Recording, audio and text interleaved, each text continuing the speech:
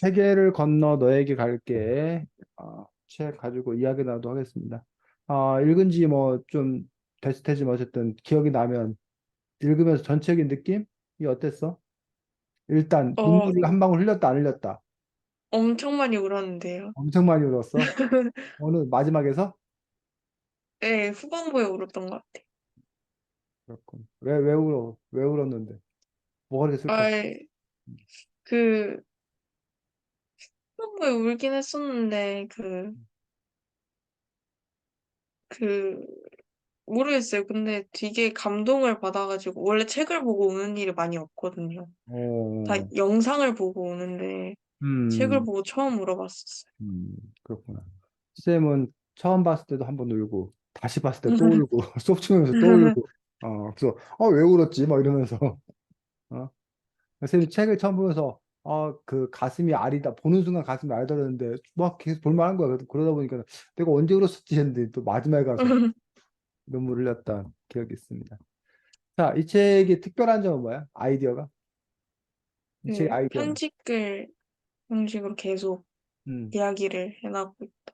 그렇지. 편집글 형식, 편지를 주고받는 형식으로 썼다는 것들이 첫 번째 중요한 아이디어지. 근데 단지 그것만 아이디어가 있는 게 아니라 더 큰 아이디어가 있는 거 아니야? 시대가, 그, 시대, 음, 왔다 갔다 하는 그 편지에 대한 시대가 다르죠. 그렇지. 그래서 일단은 우리가 뭐 이렇게 타임머신 비슷한 그런 장치겠지. 그래서 과거와 현재 사이가 편지가 오가는 그러한 것들을 작동시켰다는 거. 근데 그런 얘기도 또 많이 있잖아. 과거하고 현재 사이를 이렇게 왔다 갔다 하는 그런 정도까지는 많이 있는데 또 하나의 특징이 뭐야? 기억이 그 나는 게 혹시? 주인공들의 이름이 같다? 주인공들의 이름이 왜 그런 설정을 한 거야? 어, 어, 연결고리, 음. 그 둘의 그, 연결고리 뭔데? 두 사람의 연결고리가 뭐였어? 두 사람 관계가 이름이 뭐야? 같, 엄마와 딸이. 엄마와 딸이라는 그런 관계였던 걸 볼 수 있습니다. 그래서 이 책이 갖고 있는 아이디어들 중에 또 하나는 그러니까 과거의 엄마와 현재의 딸이 그냥 이렇게 얘기한다 이럴 수 있잖아.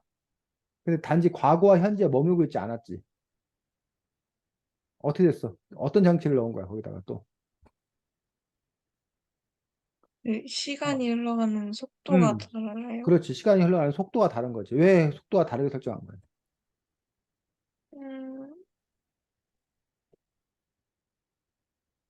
속도를 다르게 설정한 이유가 있을 거 아니야. 그러니까 이 음, 현재에서 보내는 애는 뭐 1, 2주 만에 한 번씩 보내는데 그게 이제 과거에서는 이렇게 막 이렇게 1년, 2년씩 이렇게 오가잖아. 시간이 변하잖아. 그렇게 네. 설정한 이유가 음, 어려운 얘기 아닌데 기억이 안 나는구나. 엄마, 어, 엄마인 것을 알려주기 위해서. 그래야 이제 현재와 만나게 되는 그런 설정을 음, 하고 있는 것들에서 그런 아이디어. 그러니까 그런 아이디어를 여기 이꼬님 선생님이 이 소설가 상시사는 이 책 말고도 다른 책에서도 상당히 이른바 베스트셀러라고 그러나 유명한 작품을 많이 쓴 그런 부분들이 있는데 어쨌든 이런 아이디어를 잘 낸 것들이 이 작품의 여러 가지 성공 요소 중에 하나가 아닌가. 사실은 그런 장치 말고 내용상으로만 보면 내용상으로 보면 어떤 얘기? 내용상으로 보면 그냥 어, 장치 말고 내용상으로 보면 음, 내용상이. 음. 그러니까 한마디로 말하면 무슨 얘기야? 이 내용상으로 이렇게 다른 책 안 읽은 친구가 세계를 건너 너에게 갈게라는 이 내용은 어떤 내용인데? 라고 말하면 뭐라고 그럴 것 같아? 어, 와,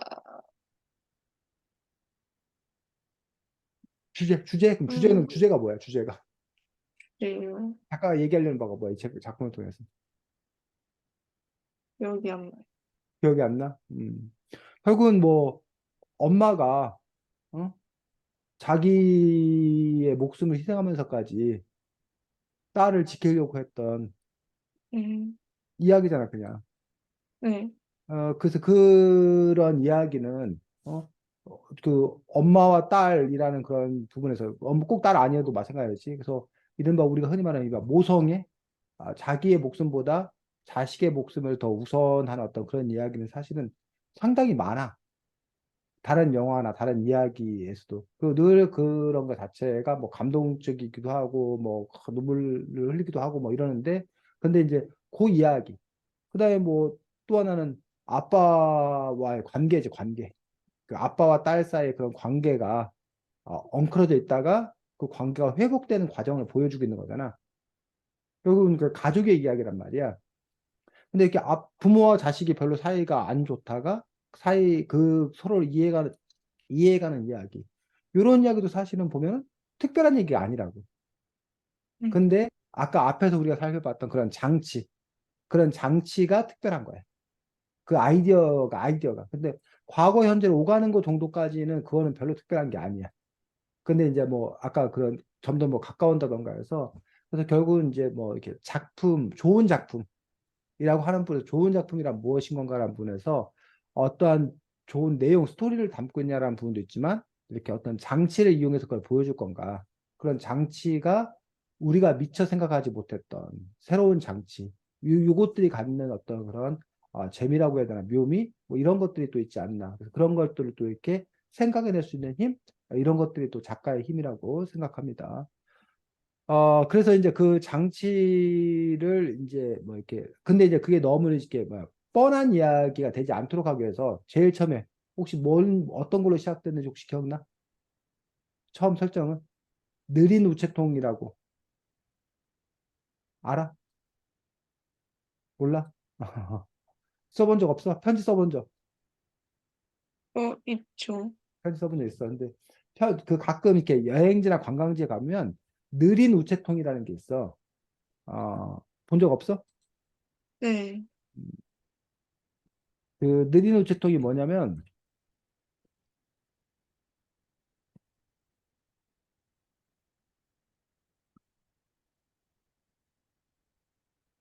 이런 식으로 관광지 보면 느린 우체통이라고 요런 거를 이렇게 사랑을 전하고 추억을 되새기는 북악산 팔각정에 느린 우체통이 있다라는 거야. 그래서 너 계족산 가본 적 있어? 아니요. 계족산. 대전에 있는 계족산. 한 기억이 없어요. 거기도 무슨 우체통이 있던데 느린 우체통인가인지 모르겠고 여기도 보니까 황리단길에 느린 우체통 설치라고 이렇게 있어. 곳곳에 주로 이제 유명한 관광지나 이런 곳에 느린 우체통을 설치하는데 이 느린 우체통은 다른 거 같은 경우는 이제 보통 예주가 편지를 썼어.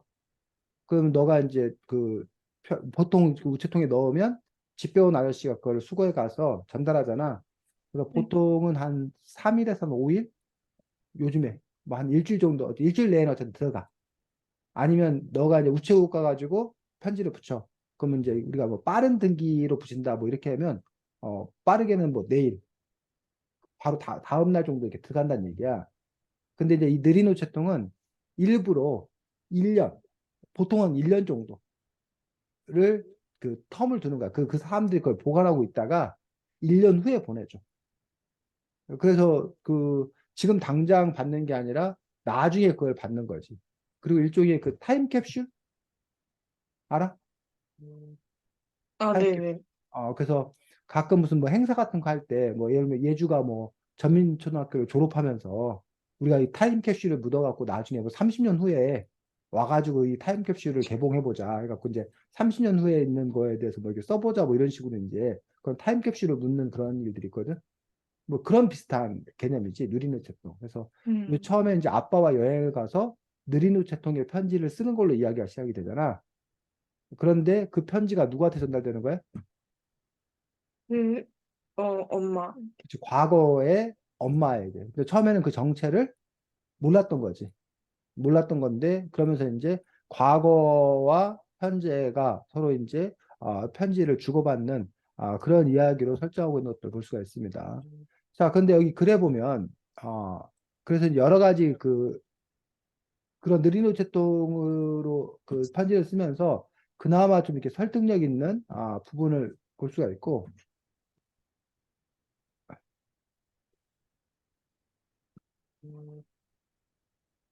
선생님 처음에 이거 보면 요거 여기 보면서 혹시 너 이상한 거 없어? 언니가 언니에게 보낸 언니? 편지가 우리 집으로 와듭니다.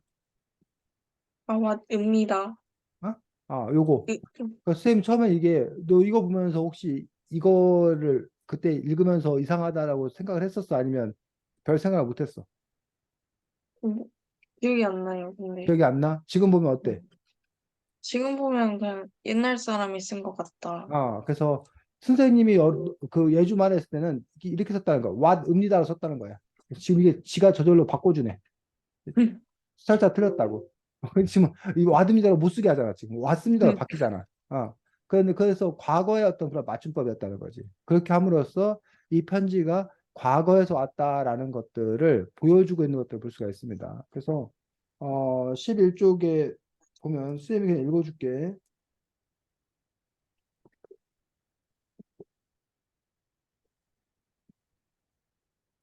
그저 이상한 말들이 너무 많다. 그래가지고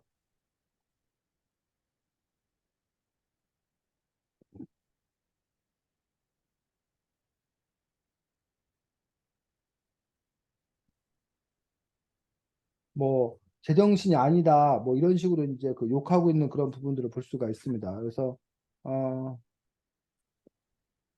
요 앞에 내용들 중에 그럼 도대체 이상한 내용이라는 것이 뭘까? 라는 그런 부분들을 볼 수 있습니다. 예를 들면 뭐 그 이게 그 1980년대거든. 82년도거든, 지금. 네. 과거가. 그러면 1982년과 지금 여기서 쓰고 있는 게 2000 몇 년일 거란 얘기지. 그 한 30년 그 사이에 세상이 이제 뭐 이렇게 바뀐 것들. 예를 들면 여기 보면 어, 검, 성능 좋은 카메라라고 여기를 찍어놨는데 폰이 후져서 사진까지 후지게 나오잖아. 라고 해서 폰으로 뭐 한다는 거야? 사진을 찍는다는 게 1982년도에는 뭐 할 수 없는 일이라는 거야. 상상할 상상이, 수 없는 어떤 그런 일이라는 거지. 폰으로 사진을 찍어라고 해서 그때는 그 폰이라고 하면 집 전화기밖에 없는데 공중전화기 집 전화밖에 없는데 공중전화로 사진을 찍어 집 전화로 사진을 찍어 도대체 그게 무슨 말이지? 라는 식으로 이제 상당히 이상한 그런 부분을 볼 수가 있고 또 하나가 그 아이가 진화 국민학교 3학년 일반 이것도 지금 지가 바뀌어 버리네. 네. 뭘 바뀌어? 어? 초등학교로 바뀌어 버리는 것도 볼 수 있지. 그런데 그러니까 예준 너는 초등학교를 졸업한 거잖아. 네. 그 선생님은 초등학교 졸업한 게 아니라 선생님은 국민학교를 졸업했다는 거야. 근데 왜 국민학교를 초등학교로 바꿨는지 혹시 알아? 아니, 국민학교를 아유 참 어? 국민학교를 왜 초등학교로 이름을 혹시 바꿨는지 알아? 아니요. 음. 이 국민학교라는 것들이 이제 이른바 일제시대 때그 제국주의 국가들이 국가주의 교육을 하면서 국가가 우선이다. 국민은 국가를 위해 있는 존재다라고 하면서 국민들을 양성하기 위한 기관으로서 국민학교라는 그런 명칭을 썼다는 거야. 그에 비해서 초등학교는 그냥 초등학교, 중학교, 고등학교 이런 식으로 해서 초, 중, 고는 그냥 나이 순서에 따라서 좀 어린, 처음 시작하는, 또 중간인, 그다음에 이제 뭐야? 좀 나이 많은 이런 그 중립적인 논으로 해서 초등학교로 좀 바꾸자라고 해서 우리가 이제 이른바 국가주의 교육 중심의 국민을 양성하는 어떤 그런 국가에 충성하는 존재를 양성하는 그런 기관이 아니라 시민을 양성하는 그런 기관으로서 이렇게 패러다임의 전환 이라는 부분들 때문에 이제 국민학교에서 우리가 민주화가 진행되는 과정들 속에서 그 일환으로서 이제 학교 이름도 초등학교라는 식으로.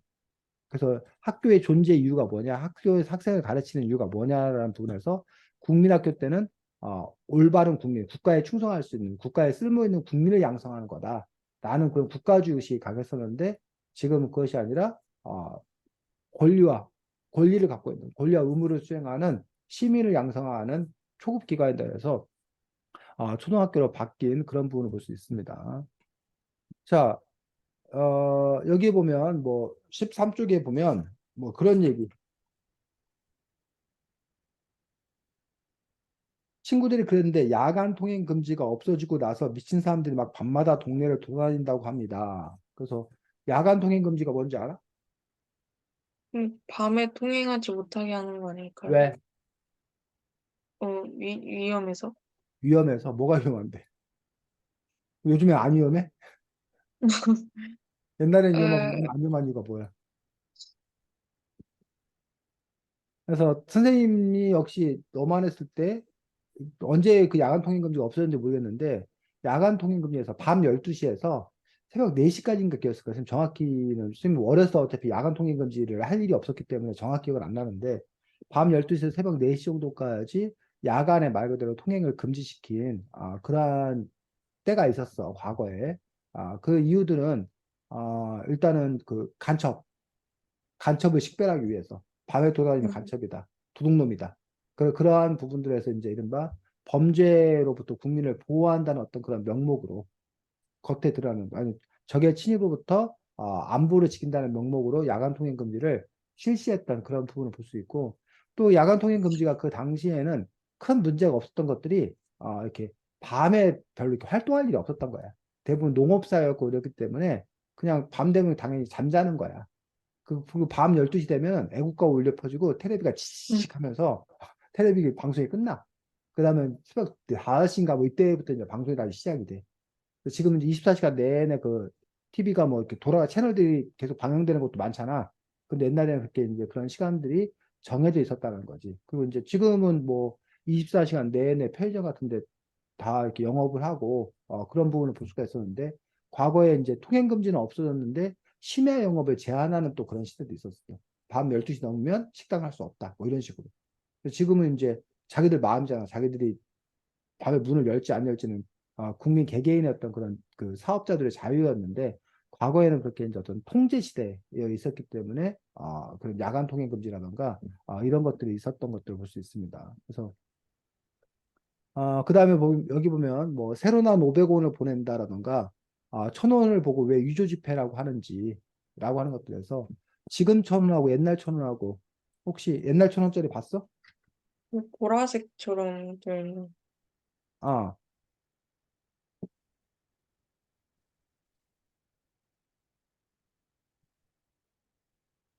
본 적 있네. 네, 그래서 요게 이제 옛날 1000원인 것들을 볼 수가 있습니다. 쌤이 근데 문제는 요즘 1000원을 본 적이 요즘에 1000원짜리를 거의 본 일이 없어가지고 요즘 1000원이 음, 기억이 안 나네. 어, 옛날 1000원이 이렇게 이제 생겼던 것들을 볼 수가 있고 5만 원권 이런 것들이 거의 사실은 지금 이제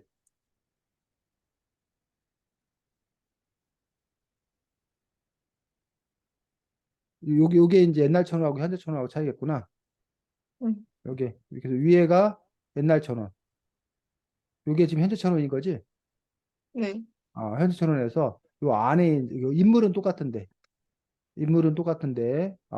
문양들이 조금 이제 바뀐 것들을 볼 수가 있습니다. 그래서 요것도 이제 작가가 이제 의도적으로 그러한 장치를 만들기 위해서 썼던 것들을 볼 수가 있습니다.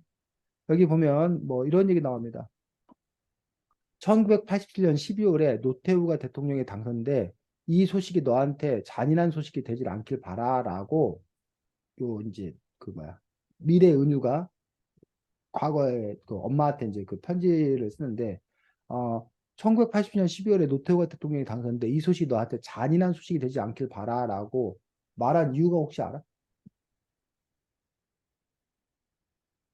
음. 어, 음. 글쎄요. 음. 그래서 사실은 이 책을 읽으려면 그 당시 그 80년대 어떤 그런 시대 배경 이런 것들을 알아야 요 말들이 무슨 뜻인지를 알면서 읽을 수 있는 거야. 근데 이제 예주 같은 경우 요즘 청소년들 사실은 역사 시간을 물론 배우긴 하지만 그런 상황을 세세히 알지 못하고 있기 때문에 그런 점에서 사실은 또 이렇게 읽는데 또 좀 이렇게 한계가 있을 수밖에 없는 그런 부분이 있지. 그래서 우리나라가 예를 들면 대통령이 1945년 우리 해방되고 1948년 8월 15일 날 제1공화국 대한민국 정부가 수립되지. 그러면서 처음 대통령이 누구였어? 초대 대통령이 이승만 아, 대통령. 이승만 대통령이었어. 제1공화국 이승만 대통령으로 시작을 하지. 근데 이승만 대통령 이른바 4.19 혁명에 의해서 하야 대통령에서 물러나고 하와이로 망명을 가. 그러면서 이 공화국이 들어서면서 우리나라가 의원 내각제를 하나 하게 돼. 대통령이 있긴 하는데 대통령은 외교나 이런 것만 담당하고 실질적인 그 수반은 총리여서 이때 이제 대통령이 거의 그 별 존재가 없는데 윤보선 대통령이라는 부분과 오히려 이제 더 중요한 건 장면 내각, 장면 총리. 그러니까 의원 내각제이기 때문에 총리가 더 중요해. 일본이나 영국 같은 경우에 일본 같은 경우, 영국 음, 같은 경우는 대통령이 없고 총리만 있잖아. 왕이 있고 대신. 근데 우리나라도 그 당시에 이제 총리가 집권하는 그런 걸로 바뀌었었지. 이공화국 때. 근데 얼마 지나지 않아서 뭐가 일어나? 음, 5.16 군사 쿠데타가 일어나지. 누가 일으킨 거야? 좀, 박정희 장군이 그 군사 쿠데타를 일으켜서 본인은 이제 당연히 혁명이라고 그러지. 그러면서 이제 이른바 삼공화국이 들어서 그러면서 대통령이 누구? 좀, 자신이 자기 자신이 대통령이 되지. 삼공화국 앤 사공화국 대통령이 박정희 대통령이. 그러다가 1979년 10월 26일 날 11.6 사태라고 보통 얘기를 하는데 무슨 일이냐면 박정희를 저격 그 부하가 박정희를 싸갖고 이제 왜 저격하는 그런 일들이 김재규라는 경호 그 경호실장이 아니고 그 김재규라는 지금으로 말하면 국정원장이야 국정원장 그 당시에는 중앙정보부였는데 중앙정보부장이 박정희를 저격함으로 해서 박정희를 시해한 어떤 그런 사건이 벌어지지. 그러면서 이제 잠깐 동안 대통령을 한 게 최규하라는 이 사람이 당시에 그 박정희 대통령 당시에 국무총리였어. 그래서 대통령이 죽으면 국무총리가 이렇게 그걸 물려받게 돼. 그러면서 이제 최규하 대통령이 잠깐 해. 하지만 실질적인 권력은 누가 지게 돼? 1979년 12월 12일 날 우리가 이른바 12.12 사태, 12.12 사태라는 것들이 벌어지면서 전두환 신군부가 집권을 하게 돼. 전두환 신군부가 권력을 장악해. 왜 혹시 신군부라고 그런지 알아? 어, 이 아까 박정희가 군사 쿠데타 박정희, 일으켰잖아. 그래서 그동안 이게 군부 독재였단 말이야. 그동안에. 박정희 여기를 군부. 그러니까 이걸 옛날 거라고 보는 거야. 그리고 여기는 이제 새로운 군부라고 해서 신군부라고 이제 박정희 군부와 이렇게 뭐야 구별하기 위해서 신군부라는 그런 이름들을 짓고 있는 걸 볼 수 있습니다. 그러면서 1980년도 80년도나 81년도 정확히가 안 난다. 80년도일 거야 아마. 81년이었나? 이때 누가 전두환 대통령이 취임. 그래서 제5공화국 1981년이었나? 좀 정확히 기억이 안 나네. 전두환 대통령이 이른바 7년 단임제 대통령이 돼. 그리고 나서 1900 몇 년도에 87년도에 그 전에 이제 이른바 6월 항쟁이라는 게 일어나지. 6월 민주항쟁. 60 민주항쟁 들어봤지, 예주야? 1980년 6월에 국민들이 뭘 요구하면서 직선제 쟁취. 직선제가 뭐야? 그, 투표를 그렇지. 직접 하는 거. 지금 현재 우리가 국민들이 투표를 해서 최다 득표를 한 사람이 대통령이 되잖아. 근데 요 전두환 대통령이라든가 그 앞에 박정희 대통령이라든가 이런 때는 직선제가 아니라 간선제였어, 간선제. 간선제라고 해서 무슨 뭐 통일주체 국민회의인가 쓰면 정확히 안 되는데 그런 그 사람들을 모아놓고 그 사람들이 투표해갖고 대통령을 뽑는 그런 식이었어. 그러다 보니까 이제 자기들의 입맛에 맞는 사람들 대통령을 뽑게 되는 그런 일들이 있기 때문에 국민들이 자기들이 직접 투표할 수 있게 해달라 해서 직선제 정치를 내걸면서 이제 6월 민주항쟁을 했고 그 결과 이른바 6.29 민주화 선언 을 당시에 이제 전두환 대통령 당시에 전두환과 같이 이 12월 12 사태를 일으켰던 노태우라는 원래는 전두환 대통령이 자기 친구 노태우 동지이자 친구인 노태우에게 이때 그냥 물려주려고 했었어. 그냥 그 간선제로. 근데 국민들이 민주항쟁을 통해서 직선제 행치를 했단 말이야. 그러면서 이제 그 노태우가 민주화 선언을 하고 그러고 나서 당시에 이제 아 김영삼, 김대중 다 들어본 이름이야? 네. 나중에 다 대통령 된 사람들이야. 요 사람들과 뭐 김종필이라는 사람 대통령 못 됐는데 김종필, 그다음에 뭐야, 노태우 이런 사람들이 나와가지고 87년도에 대통령 선거에서 격돌을 해. 80년 12월에. 근데 요 김영삼, 김대중 이런 사람들은 당시에 민주화 운동을 같이 했던 동지들이었어. 근데 이 두 사람이 서로 먼저 자기가 대통령을 하겠다, 대통령이 된다라고 하면서 분열된 거야. 그러면서 어부지로 누가 된 거야? 노태우가 노태우. 대통령이 당선돼. 그러니까 이 군부 독재를 무너뜨리려고 민주항쟁을 했는데 다시 결국 누가 다시 노태우가 된 거야. 이 노태우가 당시에 그 30몇 프로 당선됐거든. 근데 이 두 네. 사람을 합하면 뭐 거의 50%가 넘었어. 그러니까 이 두 사람이 음, 힘을 합쳤으면 노태우가 당선되지 않았을 건데 이 두 사람이 분열함으로써 이 노태우가 당선이 된 거라는 얘기야. 그래서 그러면 여기서 노태우 대통령이 당선돼 이 소식이 너한테 잔인한 소식이 되지 않길 바래. 음,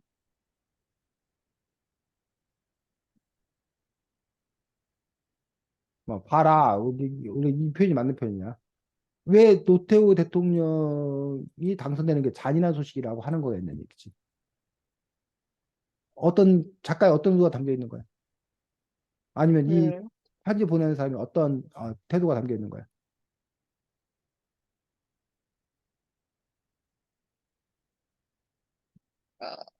뭐라고 해야 되지? 그, 공부 정치가 다시 되는 음, 게, 그, 뭐 꼬마애가 그 당시 얘가 이렇게 민주화 운동에 관심이 많았으면 야 노태우가 당선됐대 그러면 그게 얼마나 뭐해? 가슴을 그냥, 치렀던 그런 잔인한 이야기였어.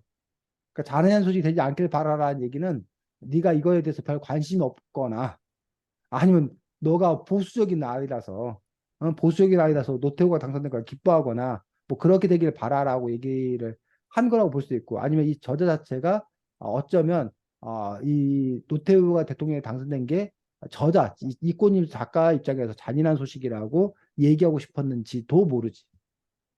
이해가? 네. 그 다음에 뭐 38쪽에 이런 얘기 나오거든. 엄청 똑똑한 대학생이 고문 당하다가 죽었다잖아. 라는 말이 나오거든. 요거가 혹시 뭔지 알아? 네. 음, 대학생들이 데모하다가 음, 경찰한테 끌려가서 고문당하는.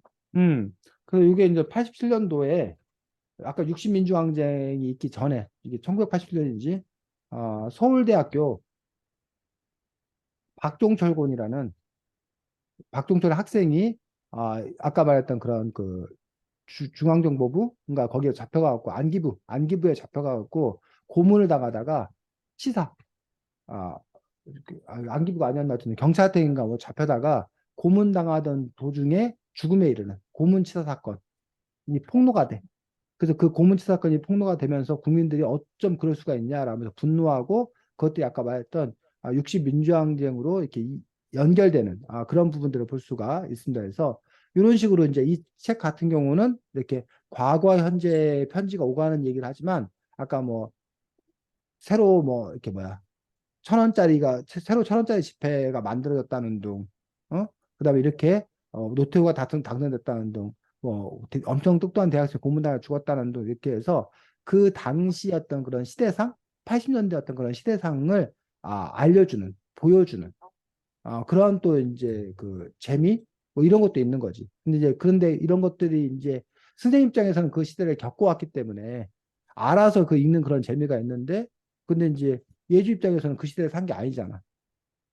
그랬을 경우에는 이제 뭐 그 시대를 공부할 수 있는 그러니까 이런 그 책을 통해 소설이긴 하지만 어쨌든 네가 뭐 일본 소설 읽는다. 그럼 그 일본 소설을 통해서 일본 사람들은 이렇게 사는구나. 일본의 문화를 어쨌든 간접적으로나마 이해할 수 있는 어떤 계기가 되잖아. 그런 것처럼 요 부분들이 이제 어쨌든 80년대 문화를 조금 이렇게 알 수 있는 그런 계기 이런 것들이 되는 것들을 볼 수가 있습니다. 그다음에 뭐 여기 보면 이른바 그 종말론, 종말론 들어봤어? 예, 뭐, 세계가 바뀌면 음, 세상이 망한다. 그래서 이른바 2000년에 되면 21세기가 되기 전에 이 지구가 망할 거다라고 해서 한때 이제 그 21세기가 오는 것들에 대해서 상당한 두려움을 갖고 있었던 그런 부분을 볼 수가 있고 그런 종말론이 하나 있고 지금 현재 거의 대부분 이제 이른바 종교 집단에서 종말론을 얘기하는 경우가 많아. 종말론은. 이 세상이 지금 상당히 뭐 이렇게 혼돈스럽다, 혼란하다. 그래서 지구가 종말을 맞이할 거다라고 해서 종말론을 유포하고 그래서 특별하게 우리 종교를 믿어야지만이 구원받을 수 있다. 라는 식의 어떤 그러한 이야기들을 퍼뜨리는 것들에 대해서 한쪽에서는 그 사람들 입장에서는 정말 믿음이지. 강한 믿음. 이걸 볼 수 있고 다른 쪽에서는 터무니없는 이야기다라고 이야기하고 있는 그런 부분들을 볼 수가 있습니다. 그래서 어, 그러면서 이제 근데 이런 종말론이 늘 있어 왔어. 늘. 그러니까 한 번이 아니야. 그 시기가 늘 달라. 그 종교들마다 뭐몇 년에 망한다, 몇 년에 망한다, 뭐 이런 식으로 해서 심지어는 종말론을 주장했던 사람들 중에 집단으로 그래서 자살한 경우도 있어. 자기들이 종말을 어, 앞두고 또 뭐 그런 식으로 이제 그 종말론을 이렇게 유포하고 아까 얘기했던 그 종말을 기다리면서 사람들이 다 그 재산을 다 파는 거야. 어차피 세상 끝났으니까 재산 같은 거 다 팔고 모이는 거야. 그래갖고 잔치를 벌여.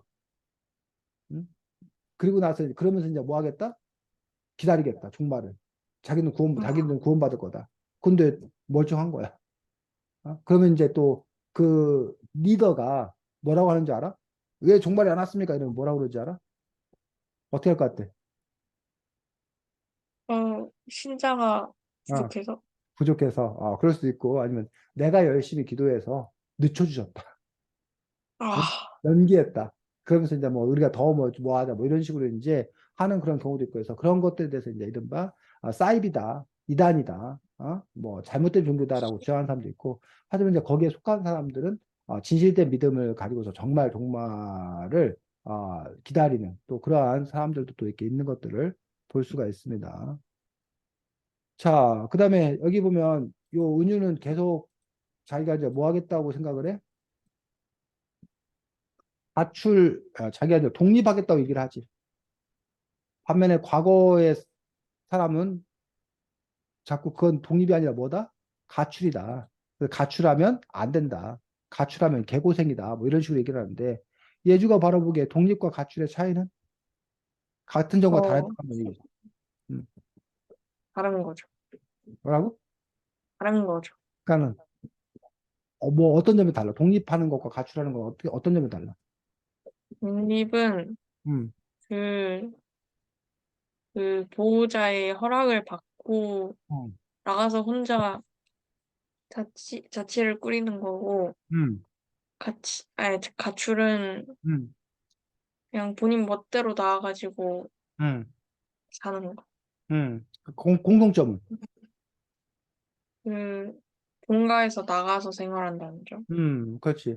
독립과 가출의 차이는 지금 예주가 말한 대로 독립은 상대적으로 이제 어쨌든 뭐 계획적이라고 해야 되나? 뭐 준비된 단계, 그리고 아까 말했던 합의의 바탕을 둔 뭐 그런 부분이라고 생각하는 데 비해서 가출은 이게 충동적이고 감정적이고 그다음에 합의가 아니라 불화의 기초에서 일방적으로 나가버리는 이런 부분을 이제 우리가 보통 얘기하는 것들을 볼 수 있습니다. 하지만 둘 다 어쨌든 집에서 나간다는 점에서는 공통점을 갖고 있는데 혹시 예주는 가출을 꿈꿔본 적 있어? 아니요. 한 번도 없어. 집이 너무 좋아. 그러면 독립을 어 독립을 언젠가는 하게 된다는 걸 알아? 네, 하게 되지 않을까요? 그래서 독립을 가능한 여건이 되면 일찍 하고 싶어 아니면 어떻게든 집에서 죽치고 달라붙어 있다가 늦추고 싶어. 어, 근데 할 수 있다면, 음. 어, 집에서 있다가 있는 게 낫지 않을까요? 집에 있는 게 낫다. 독립하는 네. 것보다. 왜? 네. 돈이 덜 들잖아요. 누구 돈이? 네 돈이? 아니면 부모님 돈이? 아니, 아, 어. 제 돈이.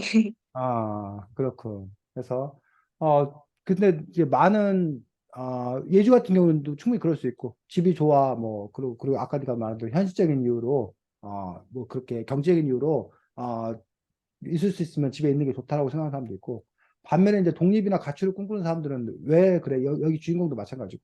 이유는, 그, 부모님과 그게 잘 안 맞아. 부모님과 잘 안 맞아서, 특히 여기 같은 경우는 이제 아빠와의 그런 관계 속에서 갈등하는 그런 부분도 있기 때문에 독립을 이렇게 꿈꾸는 그런 부분들을 볼 수가 있습니다. 부모님과 맞지 않아서. 근데 그것뿐만 아니라 사실은, 어, 뭐, 자기 마음대로 살고 싶어서, 간섭 안 받고 싶어서, 라는 그런 부분도 상당히 크지 않나 보는데, 어쨌든 공식적으로 예주가 독립할 수 있는 방법은 뭐야? 공식적으로 독립할 수 있는 방법. 현재. 공식적으로, 대학을 합법적으로. 서울에 간다. 대학을 서울에 간다. 왜 제주도로 가면 독립 안 시켜줄 것 같아? 출퇴근하라. 네? 제주도로 가면 통학하라고 할 것 같아? 아, 아이, 그래도, 맞습니다. 그래서 보통 이제 우리가 일반적으로 생각할 수 있는 것들은, 대학 갈 때, 이거 타지. 요즘엔 또 심지어는 아예 처음부터 다른 나라로 가는 경우도 있는데, 유학을 가는 경우도 있는데, 그렇게 됐을 경우에 이제 어쩔 수 없이 이제 독립의 생활하는 그런 걸 볼 수 있고, 선생님도 대학을 꼭 가야 되는 이유가, 그 대학을 서울로 가야 되는 이유가, 지금 예시가 말할 때 그 이유 때문에 그래. 어, 저 아, 대학 가면은 집에서 다니라고 할 것 같아서, 무조건 난 서울로 갈 거다. 그때 공부 좀 해야겠다라고, 공부 열심히 하겠다고 생각을 했었습니다. 그래서, 집에서 있기 싫어갖고 독립하고 싶은 어떤 그러한 욕구가 강했었고, 그거 안에는 어쨌든 내 마음대로 살고 싶다라는 게 가장 큰 그런 부분이었고, 근데 뭐, 현실은 독립해 살게 되었을 경우에 좋은 점도 있지만, 뭐, 또 자기가 그 그 생활을 다 꾸려야 되기 때문에, 뭐 쉽게 말해서, 물론 이제 독립한 다음에도 빨래를 안 해. 그리고 아, 일주일 동안 안 하고 있다가 그걸 그 가방에 싸들고 집에 와. 그래서 빨래해서 갖고 가고, 그다음에 뭐 김치나 이런 것도 뭐 이렇게 집에서 싸가지고 가. 싸가지고 가서 먹고 해서, 그러다 보니까 완전 독립은 아닌 생활 공간의 분리 뭐 이런 정도였다가, 이제 나중에 이제 그게 음, 나중에 그것도 이제 귀찮아져. 집에 오가는 게 이렇게 처음에는 막 1, 2주 만에 한 번씩 매번 왔다 갔다 하는데, 나중에 그게 귀찮아서 뭐 한 달이나 두 달마다 한 번씩 왔다 갔다 하다 보니까 이제 그때부터는 이제 스스로 이제 뭐 밥을 해 먹는다던가, 뭐사 먹는다던가, 아니면 뭐 세탁기 돌린다던가, 뭐 그런 식으로 이제 그 삶의 형태들이 조금 이렇게 바뀌게 되는 또 그런 부분들을 볼 수가 있습니다. 그래서 많은 아이들이 어쨌든 자기 마음대로 살고 싶어서 독립을 꿈꾸는 그러한 부분을 볼 수가 있고, 이 책에서는 어쨌든 그 부모와의 관계들 속에서 독립을 꿈꿨던 또 그런 이야기 것들을 볼 수가 있습니다. 어, 이 책에서 보면 예주 너는 언제 그 엄마일 거다 그 사람이 라는 거를 중간에 뭐 이렇게 눈치를 챘어? 아니면 마지막에 하는 거야? 뭐 어떤 거야? 그게 약간 그, 어디냐. 그 엄마가 대학생이 돼서, 음, 정확히 기억나는 거는, 음, 엄마가 대학생이 돼서 그 막 술 먹고 친구들이랑 찍은 그렇지. 사진을 음, 보내줬을 때 있잖아요. 그렇지, 그렇지, 그렇지. 그때는 조금 감을 잡았던 것 같아요. 음, 그래. 그래서 그런 식으로 이제 그 이야기들이 이렇게 쭉 전개되는 그런 부분들을 볼 수가 있습니다. 아빠가 그랬던 이유는 뭔가요? 아빠의 아빠와 은유 부분에서 은유의 불만은 아빠가 자기를 계속 모른 채 한다. 어? 자기를 존재감 없이 생각한다는 거가 가장 큰 불만이었었잖아. 그러다가 이 네. 아빠라는 사람이 나한테는 한 번도 안 웃어주더니 갑자기 여자 만나가지고 음, 헤헤거리면서 뭐 갑자기 사람이 변했다. 그래서 그 배신감이라는 부분도 있고, 그러면서 사실은 이렇게 보니까 그걸 더 싫어했던 이유가 나중에 보니까 사실은 은유도 끊임없이 그 아빠에게 인정받고 싶은 그런 욕구가 있었는데, 아빠가 이제 다른 여자와 재혼하게 되면 아예 그런 가능성이 사라질 거에 대한 어떤 그런 두려움들, 뭐 이런 부분들 때문에 더 이제 화냈던 뭐 그런 식의 어떤 이야기 설정이 나오는데 이 책에서 아빠가 그랬던 이유는 뭐라고 나오고 있어? 뭐 어떻게 설명하고 있어? 기억이 안 나요. 음, 아빠가 그런 그 부분에서는 결국은 그 은유라는 아이를 바라보았을 때 자기가 사랑했던 여자가 생각이 났다는 거잖아. 이름도 같고, 그 아이가 커가는 그런 과정 속에서, 그러면서 이제, 자기가, 사랑했던 여자가 죽은 거지. 그래서 이제 이 은유라는 존재에 대해서, 어, 두 가지로 해석할 수 있는 거야. 하나는 그 엄마가 자기 목숨을 바쳐가면서 지키려고 했던 소중한 딸이잖아. 그러니까 그 소중한 딸을 내가 사랑하는 여자가 그렇게도 소중하게 여겼던 딸이니 내가 더 잘 키워야겠다. 이런 마음일 수 있는 거야. 너가 어떻게 태어났는데 뭐 이러면서 그러니 더 잘 살아야 돼. 뭐 이런 마음이 있는 거야. 근데 또 하나는 전혀 다르게 180도 다르게 작동할 수 있는 거야. 네 애미를 잡아먹은 아이. 그러니까 음, 뭐 이런 식으로. 너무 그러니까 부성애가 없네요. 뭐라고? 너무 부성애가 없네요. 너무 부성기가 없어?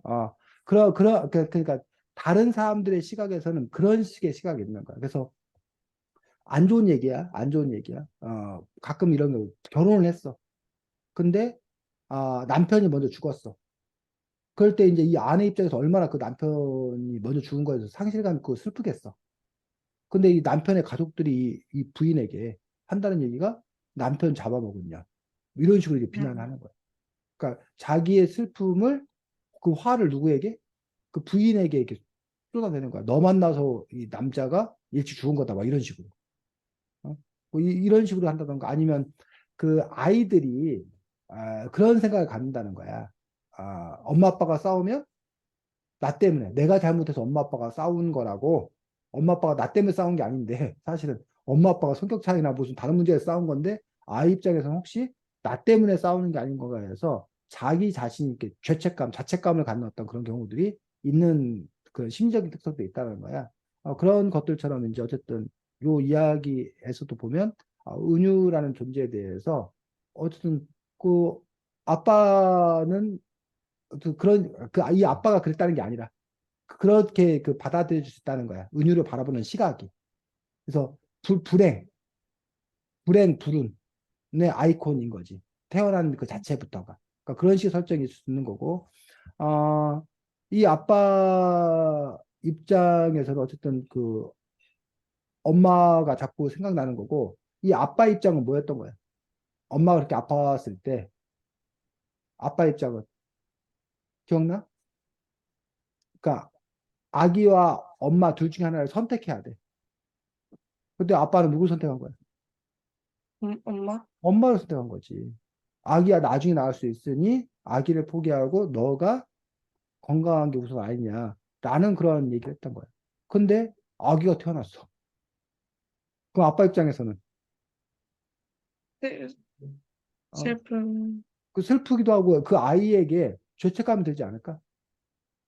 나는 아이 편을 든 게 아니잖아. 나는 너 편을 든 게 아니라 A라는 사람 편을 들었다는 엄마 편을 들었다는 거지. 엄마가 살아야 된다. 그러니까 뭐 예를 들면 예주가 뭐 A라는 남자와 B라는 남자 중에 있는데 네가 A라는 남자가 더 좋아. 뭐 좋다고 얘기했어. 근데 어떻게 하다 보니까 B라는 남자하고 네가 파트너가 된 거야.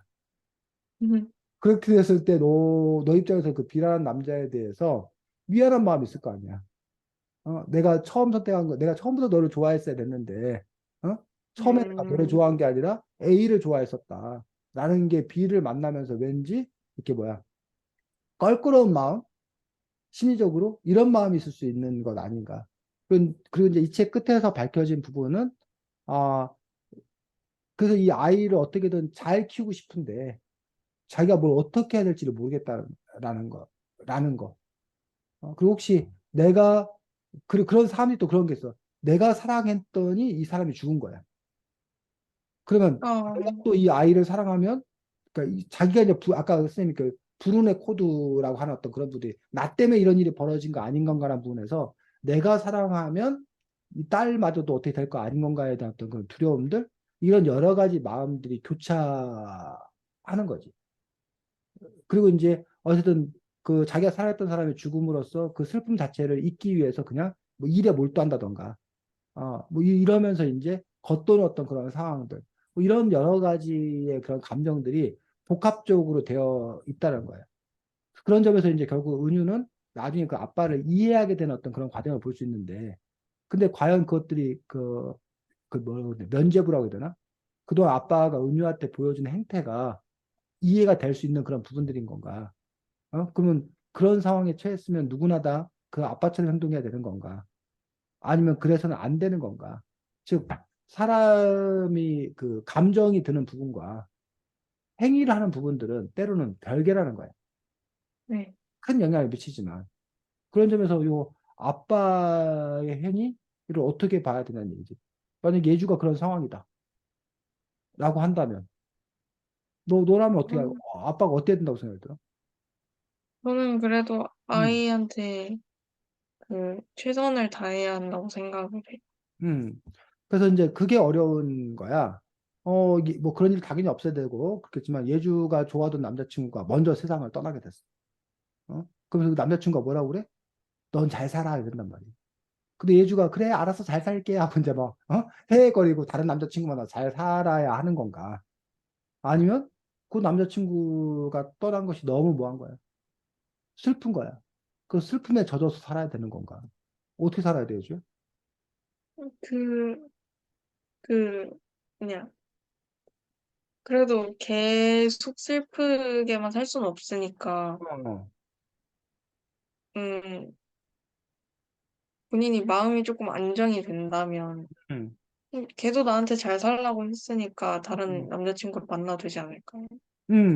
그렇지. 그래서 그런 부분에서, 근데 어떤 사람은 똑같은 상황인데 어떤 사람은 내가 어떻게 그 남자애를 두고 내가 할 수 있냐? 그건 배신이다. 이러면서 슬퍼해야만 한다고 생각하는 거야.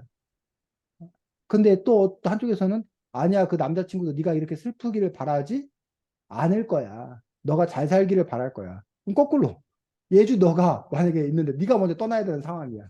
그럼 너가 남자친구한테 슬퍼하기를 봐. 너 딴 여자 만나지 마. 너, 나 사랑했으면 너 나만 생각해야 돼? 하고 요구할 건가? 아니면 너 잘 살아야 된다. 나 있고 너 잘 살아라. 너 갈 길 가라. 라고 할 건가? 네가 그 근데 결정. 제가 죽어요. 네가 죽는다면, 네가 떠난다면. 아, 그러면 잘 어, 살라고 하겠죠. 쿨하게 잘 살라고 그럴 거다. 어이씨, 훌륭합니다. 그래서 그런 부분에 있어서, 그러니까 주변 사람들도 웃긴 거야, 주변 사람들도. 예주가 남자친구가 떠난 지 얼마 안 됐는데, 막 다른 남자తో 사귀면, 저 여자 뭐 어쩜 저럴 수가 있어, 뭐, 남자친구가 그렇게 됐으면 나는 슬퍼서 뭐 할 텐데, 저거 새 남자친구 만나갖고 뭐 한다는 거 봐. 뭐 수근수근 된다던가. 이런 그 사람들의 그런 그 내뱉는 말이 사실은 그 사람들 상당히 큰 상처가 될 수 있는 거고, 사실 뭐 이게 답도 없는 거고 쉽지 않은 거지.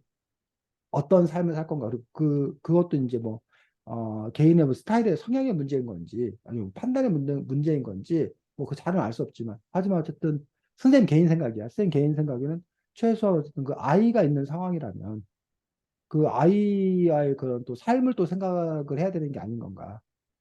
그런 점에서 이 아빠가 초반기에 보여줬던 태도들은 뭐 소설이니까 그런 거있지만 상당히 좀 이렇게 문제 있는 행동 아닌가라고 쌤은 개인적으로는 그렇게 생각하는 그런 경우들이고, 그리고 뭐 아이가 없다 하더라도 어쨌든 자기 자신의 어떤 그런 삶이라 한다 하더라도 그 사람을 그리워하면서 페인이 돼갖고 사는 삶을 사는 경우도 많거든 사실은. 그렇게 사는 사람들이. 그리고 그거야말로 진정한 사랑인 거다라고 생각을 하는 사람도 있는 건데, 그게 과연 진정으로 사랑한 건가? 아니면 그냥 자기 삶을 잘 살아내는 그것들이 오히려 사랑인 것인 건가? 라는 부분에서 사실 쉽지 않은 또 그런 문제가 있는 것들을 볼 수가 있습니다. 그래서 이 책에는 이제 뭐 그런 얘기. 아빠는 아빠가 처음이겠지만 나도 딸은 처음이에요. 서로 처음인 사람끼리 잘 지내보면 좋을 텐데 처음이기 때문에 우리는 서로에 대해 여전히 알지 못해라고 하는 그런 부분들.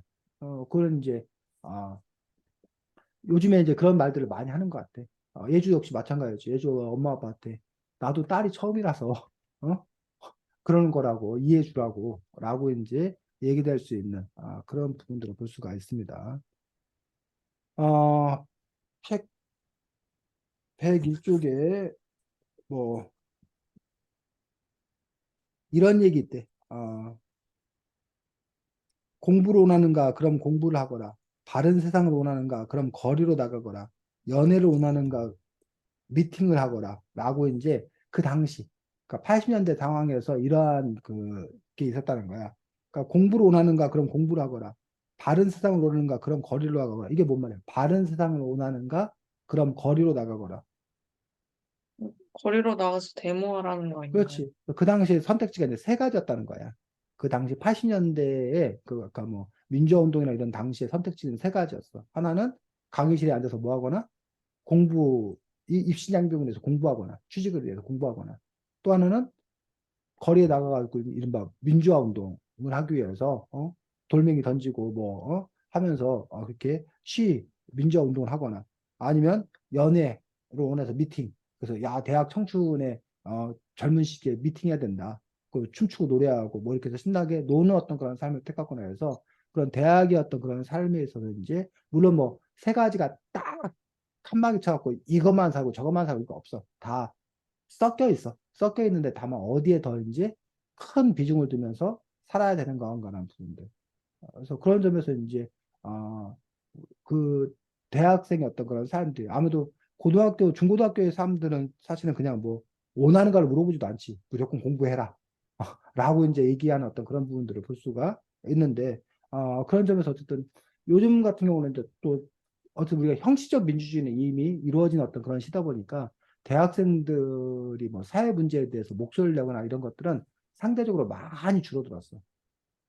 그에 비해서 물론 이제 요즘에 아직도 대학생들 중에 일부는 사회 문제에 대해서 상당히 큰 목소리를 내려고 또 이렇게 노력하는 어떤 그런 그룹의 친구들이 이렇게 있는 것도 사실인데 과거에 비하면 이제 그런 것들이 상당히 줄어들어서 지금 현재 대학의 모습은 그냥 공부를 열심히 해서 나중에 취업을 잘하겠다 라고 하는 어떤 그런 부분과 대학은 청춘의 낭만의 어떤 그런 시기이다. 그러니 대학 생활을 이렇게 많이 즐겨야 된다. 뭐 이런 부분들에서 어떤 그런 비율의 혼합들 이런 분들이 더 크지 않나 싶습니다. 어,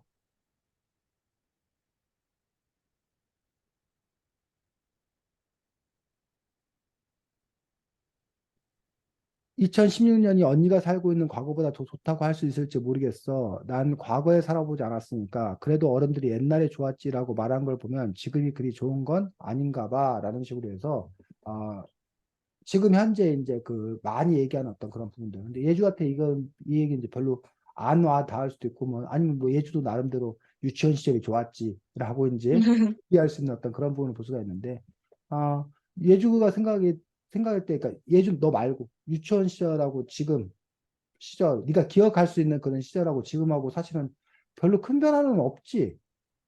네, 너가, 너 어차피 유치원 때도 스마트폰 있었고, 네. 지금도 스마트폰 있는 거고. 뭐 VR은 아직 안 하지. VR, VR이요? VR. VR 많이 하진 않죠. 근데 VR 해봤어?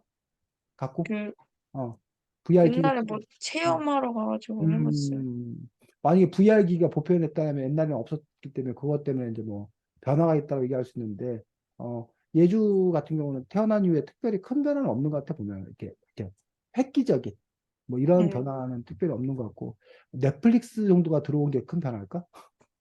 근데 뭐 그 정도야 어, 어, 딱히.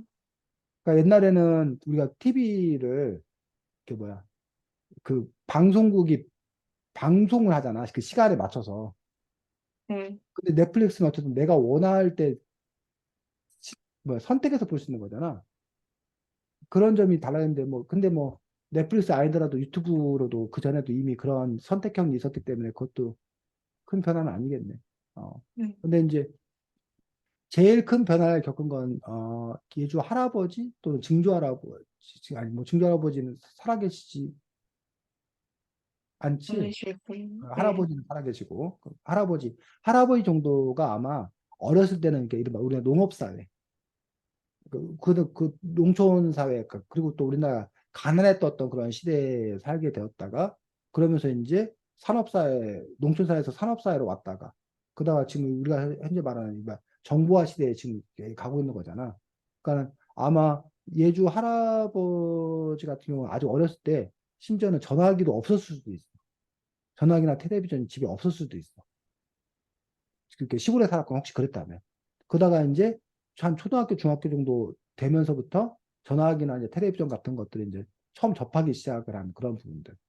그러다가 이제 할아버지 연세면 아마 거의 뭐 이렇게 어른 되었을 때 처음으로 이제 핸드폰, 옛날에 그 투지폰이라고 하는 거 핸드폰 처음에 이제 갖게 된 거고, 그러다가 요즘 들어서 이제 막 스마트폰까지 이제 오게 되는 그런 부분들이기 때문에 그러한 변화를 이제 많이 이렇게 겪은 그 부분들. 그리고 이제 가난했던 시대들도 있고, 지금은 이제 어쨌든 우리나라가 뭐 세계 10위권에 드는 경제 부국이 된 어떤 그런 상황들 속에서 경제적인 어떤 그런 측면들, 또는 뭐 현재는 거의 되면 아파트 문화, 옛날에 농촌 공동체 문화였었는데 이제는 도시 아파트 어떤 그런 문화들 속에서 아, 그 비교 기준이 뭐냐에 따라서 어떤 경우는 뭐 예주가 그런 말 들어봤는지 모르겠는데, 그 할머니 할아버지 요즘 애들은 365일 어린이날인데 뭐하러 어린이날이 특별히 다 있냐고, 어린이들 너무 잘 대해준다고. 왜 예주 기가 차? 그 말 듣냐?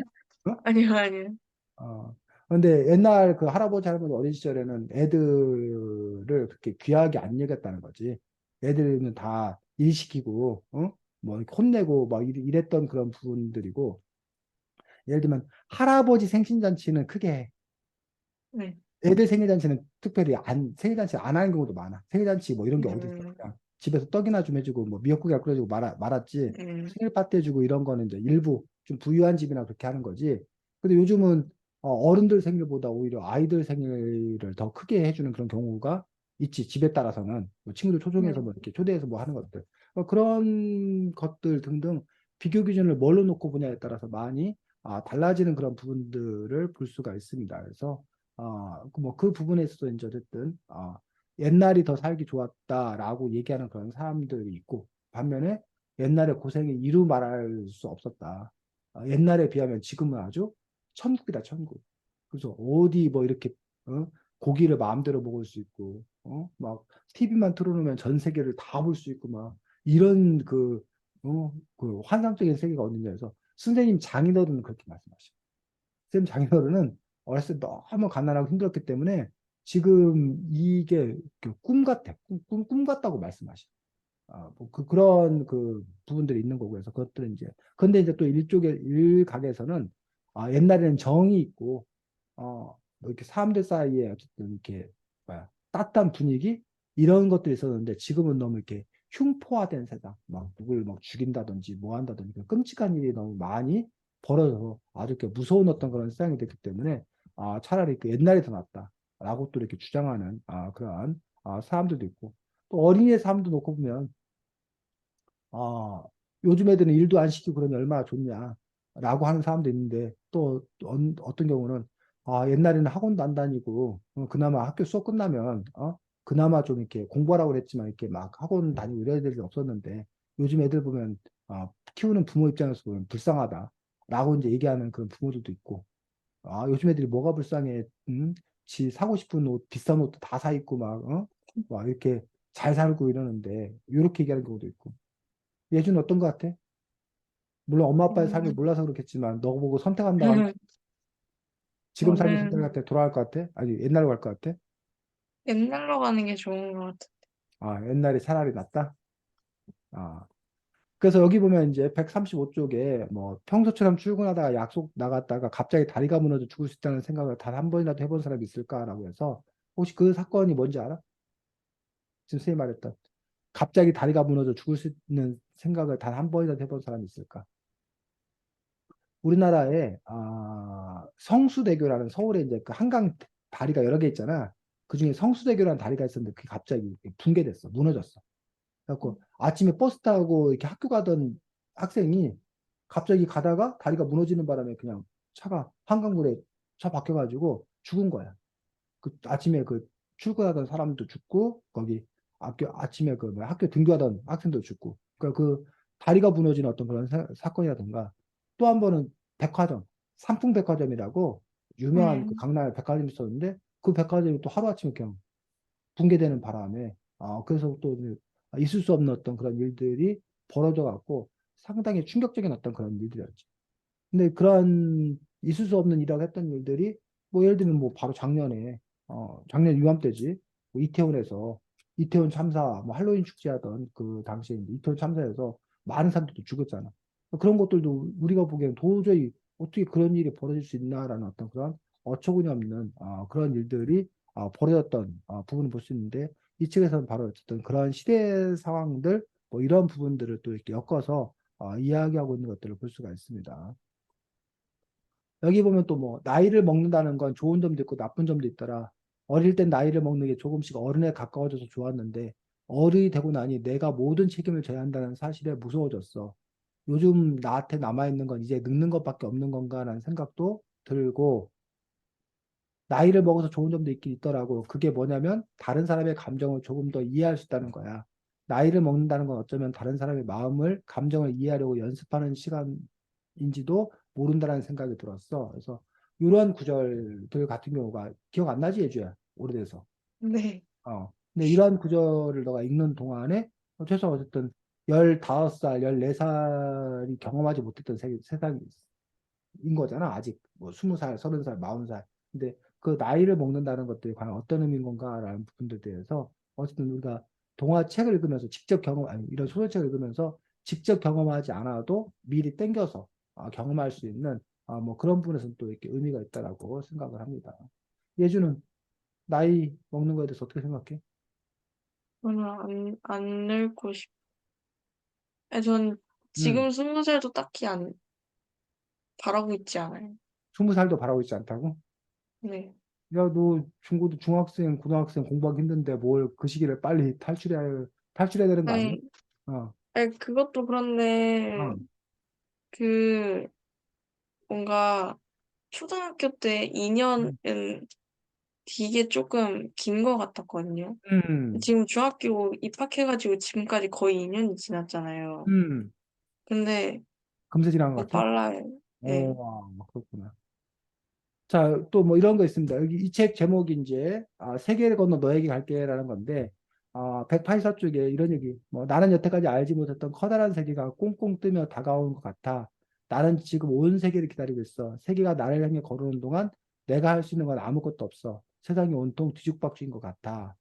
세상은 절대 내 중심으로 움직이지 않아. 넌 그냥 세상의 티끌 같은 존재라고 세상이 내 중심으로 돌아간다는 생각부터 버려봐.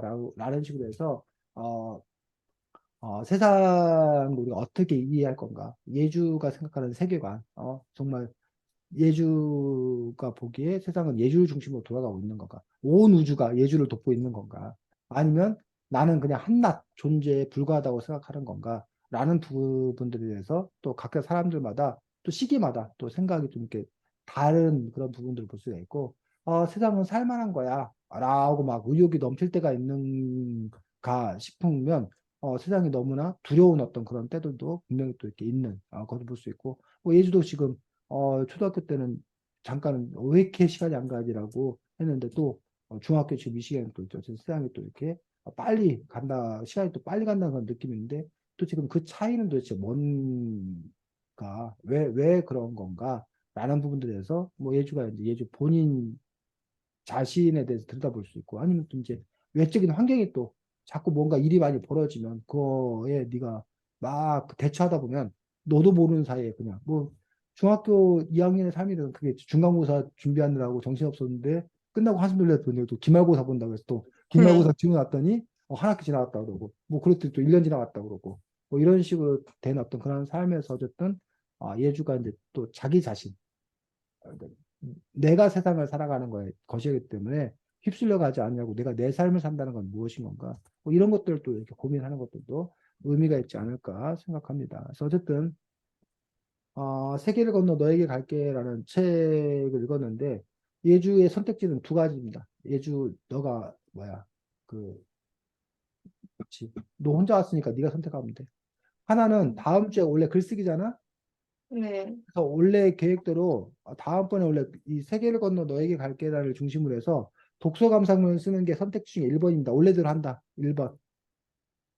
2번의 선택지는 원래 지난번에 했어야 되는데 중간고사 머리에서 빠져갖고 못한 책이 프리워커스라는 책이거든. 네. 프리워커스라는 책이 근데 쌤 생각에 읽어볼 만한 책이라고 생각이 들어. 그래서 아, 프리워커스 책을 구해서 다음 주에 프리워커스 책을 독서토의를 한다. 2번. 혹시 그 내용이 어떤 내용이에요? 프리워커스?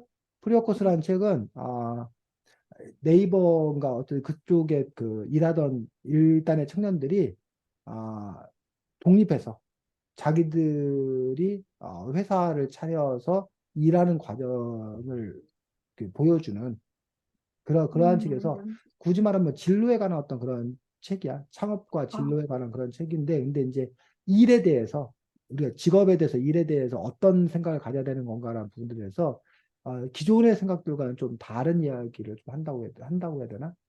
뭐 그런 부분들이 있어서 어쨌든 뭐, 그 책이 뭐 꼭 그 사람들의 주장이긴 하지만, 그런 사람들의 주장을 들어보는 것들도 좋겠다라고 쌤은 생각을 해서 그 책을 우리가 어찌하다 보니 그냥 넘어가게 돼가지고 그 책을 갖고 이야기하는 시간을 가져도 좋겠다고 생각이 들어서 어, 선택지로 놓은 거예요. 1번, 음, 2번. 저 독서 감상. 알겠습니다. 뭐 이렇게 한참 보더니 근데 독서 감상만. 알겠습니다. 그러면 세계를 건너 너에게 갈게로 다음 주에는 독서 감상으로 만나도록 하겠습니다.